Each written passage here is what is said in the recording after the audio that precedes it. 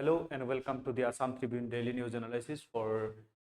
APSC, ADRE, Assam Police and various competitive exam. আজি আমি discuss কৰিম 15 জুলাই তাৰিখৰ যিখিনি ইম্পৰ্টেন্ট আৰ্টিকেল আছে। এই চাৰিটা আৰ্টিকেল আজি মেইনলি আমি ডিসকাস কৰিম। Let's start. তো আপোনালোকে এই QR কোড স্ক্যান কৰি আমাৰ গ্ৰুপৰ সৈতে জড়িত হ'ব পাৰে for PDF notes and updates. So let's start our first article, that is citizen must know value of freedom of speech.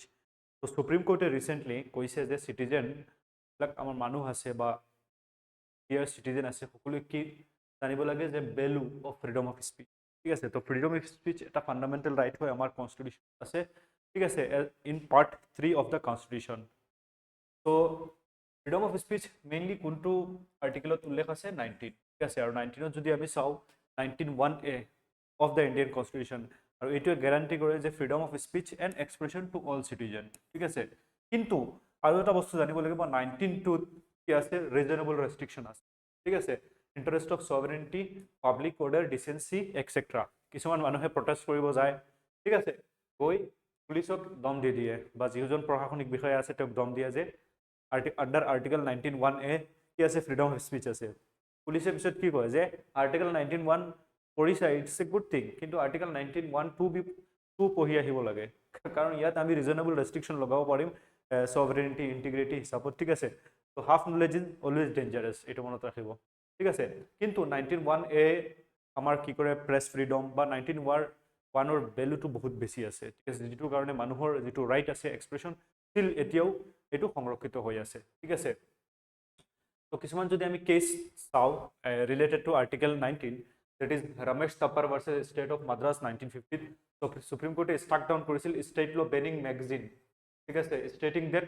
Free speech is the foundation of all democratic organisation. তো কিছুমান স্টেটে ম্যাগাজিনবিলাক যিবিলাকে চৰকাৰৰ সমালোচনা কৰিছিল এইবিলাক বেন কৰিব start কৰিছিলে, তো সুপ্ৰিম কোৰ্টে এইটো স্ট্ৰাক ডাউন কৰিছিল। ঠিক আছে, তাৰপিছত ৰিজেন্ট অবজাৰভেশন যদি আমি চাও 2024 সুপ্ৰিম কোৰ্টৰ স্টেটমেন্টত supreme court stated that citizen must know the value of freedom of speech. Citizen এই freedom of speech or value to বুজিব লাগে। ঠিক আছে, in response to rising concern about misuse of the right, কারণ এই রাইটটো কি হৈ আছে বহুত বেছি মিসইউজ হৈ আছে আৰু গ্ৰোইং ইনটলাৰেন্স টুয়াৰ্ড ডিসেন্ট। ঠিক আছে, তো ল্যান্ডমাৰ্ক কনস্টিটিউশনাল কেস যদি চাও আৰু এটা that is 𝐉𝐨𝐢𝐬𝐧 Bharati versus state of Kerala 1973, যেটো সুপ্রিম কোর্টে দিছিলে। তাত কি কৈছিল can parliament amend any part of the constitution including fundamental right. তাত এই প্রশ্নটো আহিছিলে যে কনস্টিটিউশনৰ হাতত আন্ডার আর্টিকেল 368 এই পাওয়ারটো আছে নেকি যিকোনো অংশ বা যিকোনো পার্ট কি পার্লামেন্টে এমেন্ড কৰিব পাৰিব নেকি। তো তাত সুপ্ৰিম কোৰ্টে কৈছিল যে কিছুমান বেসিক স্ট্ৰাকচাৰ আছে। ঠিক আছে, যেনেকুৱা ফান্ডামেন্টাল ৰাইট কি হয় বেসিক স্ট্ৰাকচাৰ হয়। ঠিক আছে, আৰু বেসিক স্ট্ৰাকচাৰ ডিফাইন কৰিছিল কোনটো কোনটো বেসিক স্ট্ৰাকচাৰ হয়, যেনেকুৱা আর্টিকেল 14 এইটো বেসিক স্ট্রাকচার হয়। তো parliament can amend the constitution but cannot alter its basic structure. এইটো সবতকে নহলে কি হলে হয় ফান্ডামেন্টাল রাইট বা এইবিলাক পার্লামেন্টে কি কৰি দিলে হয় চেঞ্জ কৰি দিলে, কিন্তু এই ফান্ডামেন্টাল ৰাইট এখিনি কি কৰিব নোৱাৰে অল্টাৰ কৰিব নোৱাৰে। ঠিক আছে, like rule of law, secularism, এইবিলাক কি হয় বেসিক স্ট্রাকচার হয়। ঠিক আছে, মোস্ট ইম্পর্টেন্ট কনস্টিটিউশনাল জাজমেন্ট এইটো প্রটেক্ট দ্য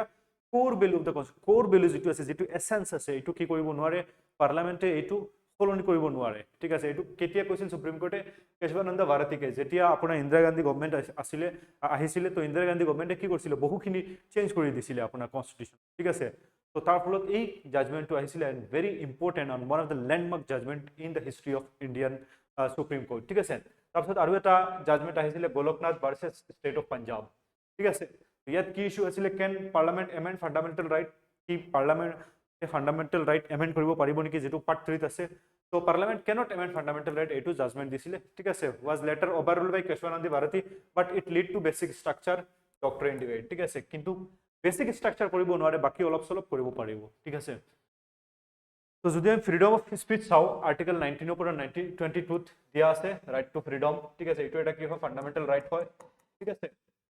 আর 19 প্রোটেকশন করে certain right regarding freedom of speech. ঠিক আছে, 6 ফ্রিডম আছে under article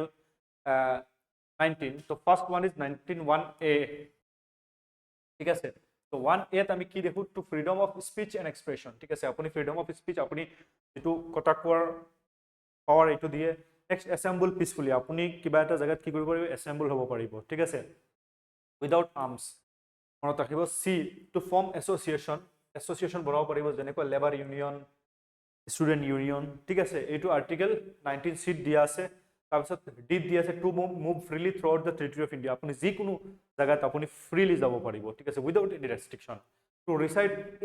and settle any part of the territory of India যিকোনো জায়গাত আপুনি ৰিচাইড হ'ব পাৰিব এইটো হ'ব পাৰে যে তাত ডমিচাইল হ'ব নোৱাৰে বা তাত চিটিজেন হ'ব নোৱাৰিব যেনেকুৱা অৰুণাচল প্ৰদেশ তাত যাবলৈ হ'লে ILP লাগে ঠিক আছে তো এনেকুৱা আপোনাৰ কোনো বাধা দিয়া হোৱা নাই যে তাত গৈ আপুনি ৰিচাইড হ'ব নোৱাৰে তাত গৈ থাকিব পাৰিব কিন্তু এটা পাৰমিশ্যন ILP লৈ যাব লাগিব ঠিক আছে সেইটো বেলেগ বস্তু তাৰপিছত F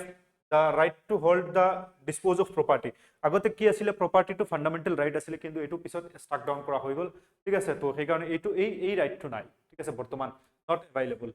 তো তাৰপিছত G to practice and profession or to carry any occupation trade and business আপুনি যিকোনো ট্ৰেড বিজনেস কৰিব পাৰিব ঠিক আছে এই ছটা আন্ডাৰ 19(1) or আন্ডাৰত কি আছে প্ৰটেক্ট আছে দিয়া আছে ঠিক আছে এইখিনি মনত ৰাখিব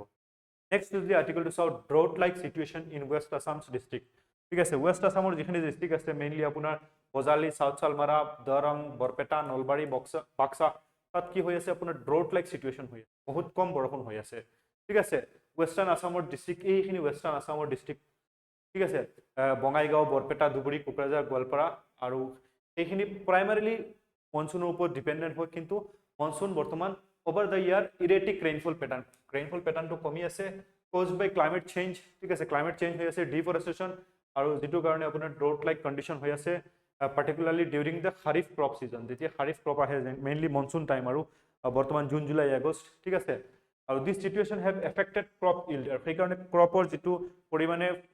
শস্য হ'ব লাগিছিল সেই পৰিমাণে হোৱা নাই ঠিক আছে specially paddy rice and created water scarcity impacting both agriculture and drinking water supply three important points যদি আমি চাও erratic monsoon and rainfall deficiency যেতিয়া rainfall হয় বহুত বেছি হয় যেতিয়া নহয় বহুত দিন ধৰি একেৰাহে নহয় ঠিক আছে সেই প্ৰবলেমটো হৈ আছে ঠিক আছে আৰু জুন জুলাইত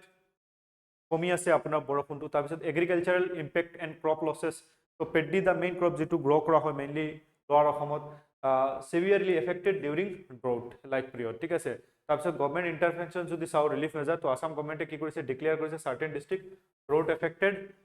in the year like 2012-15 to 23 ঠিক আছে আৰু এই ডিস্ট্ৰিক্টত ফাইনান্সিয়াল এইডো দিয়া হৈছে ক্ৰপ ইন্সুৰেন্স দিয়া হৈছে কি ক্ৰপ ইন্সুৰেন্স আছে প্ৰধানমন্ত্ৰী ফসল বীমা যোজনা ঠিক আছে and irrigation support to help farmer crop ঠিক আছে তাৰপিছত যদি আমি চাও Mizoram CM discuss conflict between anti junta groups in Myanmar with Prime Minister Modi ঠিক আছে তো মিজোৰামৰ চিফ মিনিষ্টাৰে ডিসকাস কৰি আছে ঠিক আছে তো থ্ৰি ইম্পৰ্টেন্ট পয়েন্ট যদি চাও এই মিটিংটোৰ তেতিয়াহলে first is humanitarian and security concern তো the strain of Mizoram's infrastructure as thousands crossed into border towns ঠিক আছে বহুখিনি আমি সকলোৱে গম পাও যে বৰ্তমান মিয়ানমাৰত কি ৰুল চলি আছে মিলিটাৰী ৰুল চলি আছে ঠিক আছে আৰু এই সৰি ইয়াতে মই নৰ্থ ইষ্টৰ মেপখন ড্ৰ কৰি আছো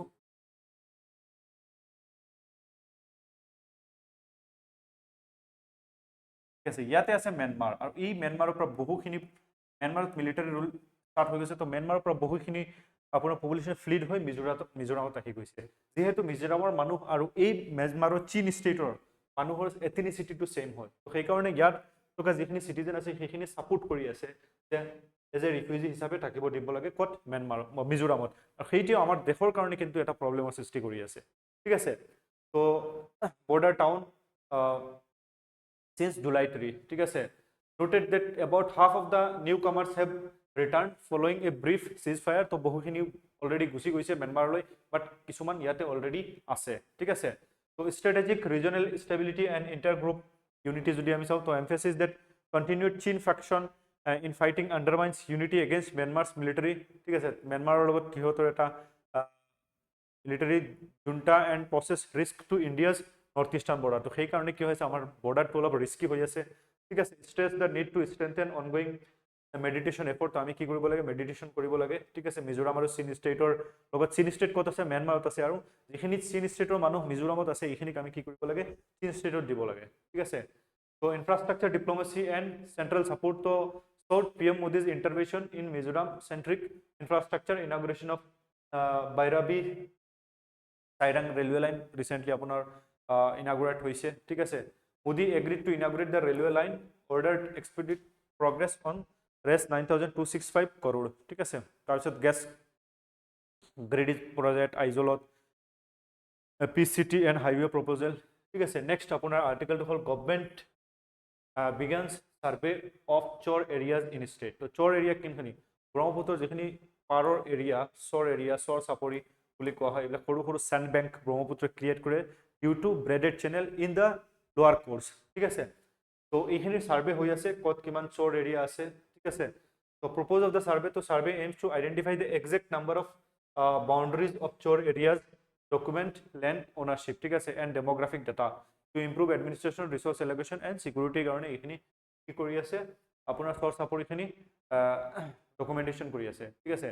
impact of development তো এইখিনি পৰা কি হ'ব একুৰেট ডাটা আমি পাম আৰু এটো হেল্প কৰিব সেই জায়গাত যত মানুহ আছে বহুখিনি এনেকুৱা চৰ আছে তাত কোনো হেলথ কেয়াৰ ফেসিলিটি নাই এডুকেশন নাই ইনফ্ৰাষ্ট্ৰাকচাৰ নাই তো সেইখিনি কি হ'ব গভৰ্নমেন্টে তাত আইডেন্টিফাই কৰি তাত দিব পাৰিব ঠিক আছে তাৰপিছত সিকিউৰিটি এণ্ড বৰ্ডাৰ মেনেজমেন্ট যদি আমি চাও তো এইটো কি হ'ব আপোনাৰ strategic আৰু sensitive nature of some chor areas near the Indo-Bangladesh border তো তাত আমি সিকিউৰিটি আৰু বেছি strengthen কৰিব পাৰিম আৰু এটো কি কৰিব border monitoring আৰু strengthen কৰিব আৰু যেটো illegal immigration হৈ আছে infiltration হৈ আছে এটো আমি কম কৰাত কি কৰিম আমি সুবিধা পাম ঠিক আছে তো কিছুমান কোৱেশ্চন ইয়াৰ পৰা আপোনালোকে আনসাৰ কৰিব ট্ৰাই কৰক what did the Supreme Court recently emphasize regarding citizen and freedom of speech ঠিক আছে answer to comment দিব next question which of the following factor is primarily responsible for the recent drought like situation in the west district of Assam এনেকুৱা এটা question APSC আহিছিলে এইবাৰ ঠিক আছে মনত ৰাখিব what was the primary issue Mizoram CM Lalduma raised with Prime Minister Modi during their meeting July 14 2025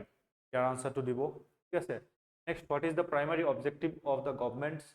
newly launched survey in the chor areas of the state ঠিক আছে ইয়াৰ আনসাৰটো কমেন্টত জনাব আৰু ইয়াত কাৰেক্ট আনসাৰখিনি দিয়া আছে আপোনালোকে চাব পাৰে থ্যাংক ইউ এভৰিওয়ান আৰু বিলো ডেসক্ৰিপশনত গ্ৰুপত ক্লিক কৰি আমাৰ সৈতে জড়িত হ'ব পাৰে for PDF notes and updates thank U